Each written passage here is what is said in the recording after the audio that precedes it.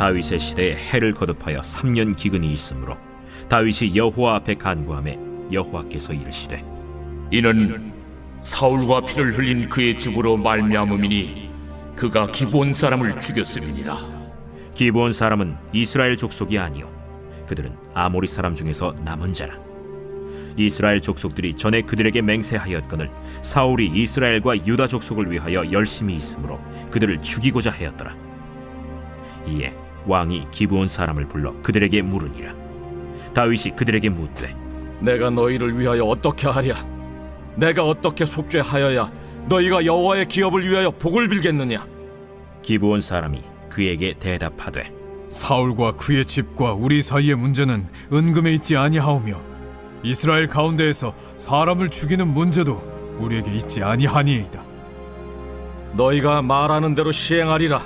우리를 학살하였고 또 우리를 멸하여 이스라엘 영토 내에 머물지 못하게 하려고 모해한 사람의 자손 7사람을 우리에게 내주소서. 여호와께서 택하신 사울의 고을 기브아에서 우리가 그들을 여호와 앞에서 목매어 달겠나이다. 내가 내주리라. 그러나 다윗과 사울의 아들 요나단 사이에 서로 여호와를 두고 맹세한 것이 있으므로 왕이 사울의 손자 요나단의 아들 무비보셋은 아끼고 왕이 이에 아야의 딸 리스바에게서 난 자 곧 사울의 두 아들 알모니와 무비보셋과 사울의 딸 메랍에게서 난 자 곧 무홀랏 사람 바르실레의 아들 아드리엘의 5 아들을 붙잡아 그들을 기브온 사람의 손에 넘기니 기브온 사람이 그들을 산 위에서 여호와 앞에 목매어 달매 그들 7사람이 동시에 죽으니 죽은 때는 곡식 베는 첫날 곧 보리를 베기 시작하는 때더라. 아야의 딸 리스바가 굵은 배를 가져다가 자기를 위하여 바위 위에 펴고 곡식 베기 시작할 때부터 하늘에서 비가 시체에 쏟아지기까지 그 시체에 낮에는 공중의 새가 앉지 못하게 하고 밤에는 들짐승이 범하지 못하게 한지라. 이에 아야의 딸 사울의 첩 리스바가 행한 일이 다윗에게 알려지매 다윗이 가서 사울의 뼈와 그의 아들 요나단의 뼈를 길르앗 야베스 사람에게서 가져가니 이는 전에 블레셋 사람들이 사울을 길보아에서 죽여 블레셋 사람들이 벳산 거리에 매단 것을 그들이 가만히 가져온 것이라. 다윗이 그곳에서 사울의 뼈와 그의 아들 요나단의 뼈를 가지고 올라오매 사람들이 그 달려 죽은 자들의 뼈를 거두어다가 사울과 그의 아들 요나단의 뼈와 함께 베냐민 땅 셀라에서 그의 아버지 기스의 묘에 장사하되 모두 왕의 명령을 따라 행하니라. 그 후에야 하나님이 그 땅을 위한 기도를 들으시니라. 할렐루야. 온라인 말씀 묵상을 통하여 하나님께서 우리에게 은혜 주시고 부활의 기쁜 소식을 이웃에게 전하시는 성도 여러분 되시기를 바랍니다. 누군가에게 나의 진심을 전하는 일은 쉽지 않습니다. 때로는 우리의 진심에 대한 진정성을 요구받기도 합니다. 복음을 전하는 일도 마찬가지입니다. 하나님은 우리의 손에 들려주신 복음에 합당한 신앙과 또 믿음에 합당한 진정성 있는 삶의 열매를 우리에게 요청하십니다. 오늘 본문 1절입니다. 다윗의 시대에 해를 거듭하여 3년 기근이 있으므로 다윗이 여호와 앞에 간구하매 여호와께서 이르시되 이는 사울과 피를 흘린 그의 집으로 말미암음이니 그가 기브온 사람을 죽였음이니라 하시니라. 다윗의 시대에 해를 거듭하여 3년 기근이 있으므로 오늘 본문은 이렇게 시작하고 있습니다. 우리 인생의 시대에도 기근이 임할 때가 있습니다. 우리 시대의 기근은 때로는 우리 믿음에 대한 세상의 불신으로 나타나기도 합니다. 믿는 자들을 향한 불신이 교회를 향한 또 하나님을 향한 불신으로 나타나기도 합니다. 그렇다면 그 기근의 원인은 어디에 있겠습니까?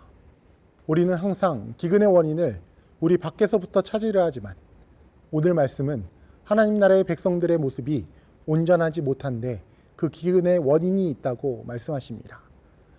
하나님께서 왕으로 세우신 다윗은 3년 기근을 직면했을 때 여호와 앞에 간구하였습니다.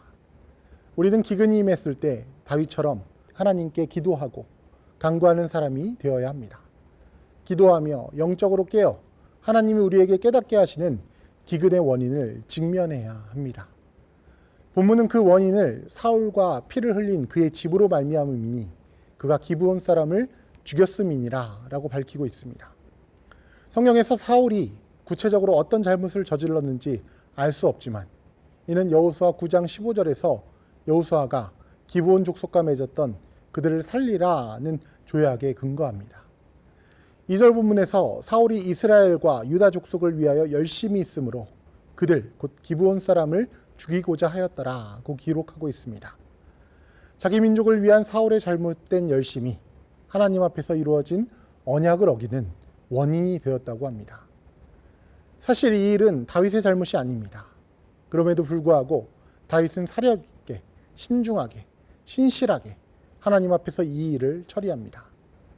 우리도 살다 보면 때로는 억울하고 오해 가운데 또 이미 지난 일을 마주하게 되지만 그리스도인들은 하나님 앞에 서서 신중하고 신실하게 때로는 사력 있게 세상을 마주해야 하는 순간들이 있습니다.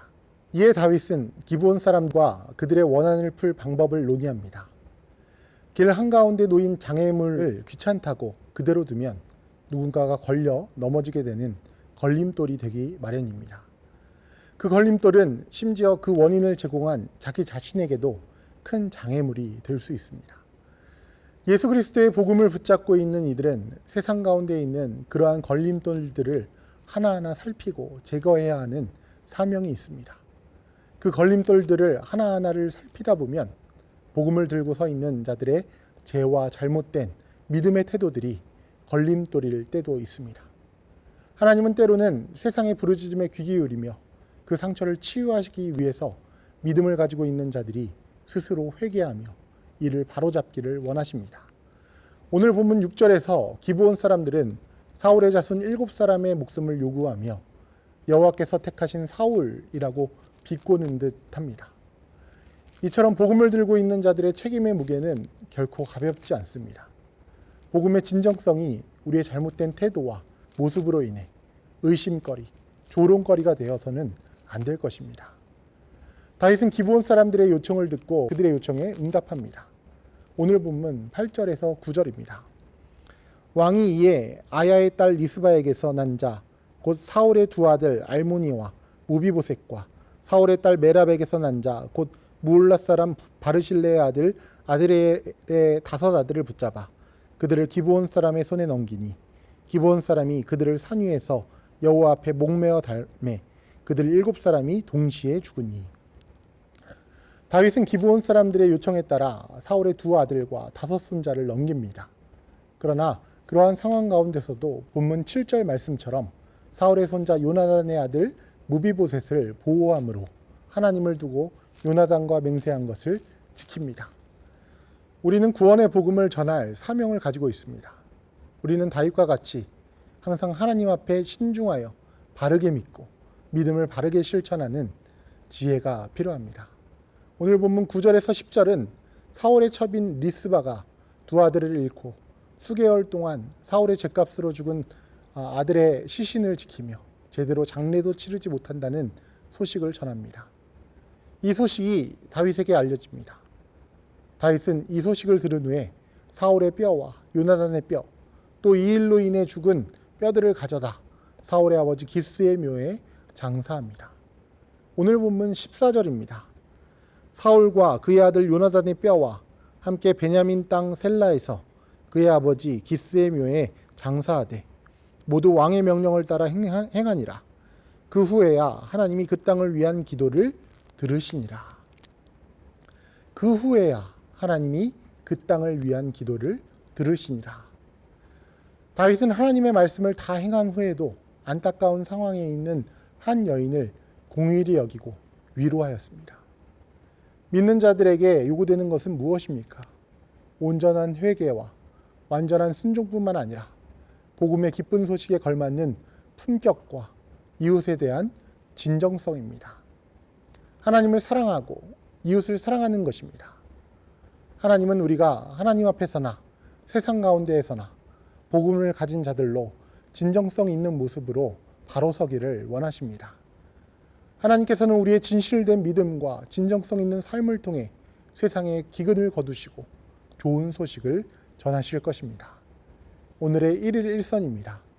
혹시 말로만 약속해 두고 지키지 않았던 것이 있다면 오늘 용기 내어 그 약속을 실행해 보시면 어떨까요? 기도하겠습니다. 사랑과 은혜의 하나님 아버지, 바른 믿음과 온전한 순종을 통하여 보냄받은 세상 가운데 좋은 소식을 전하는 선교적 교회의 성도 되게 하여 주시옵소서. 예수 그리스도의 이름으로 기도드립니다. 아멘.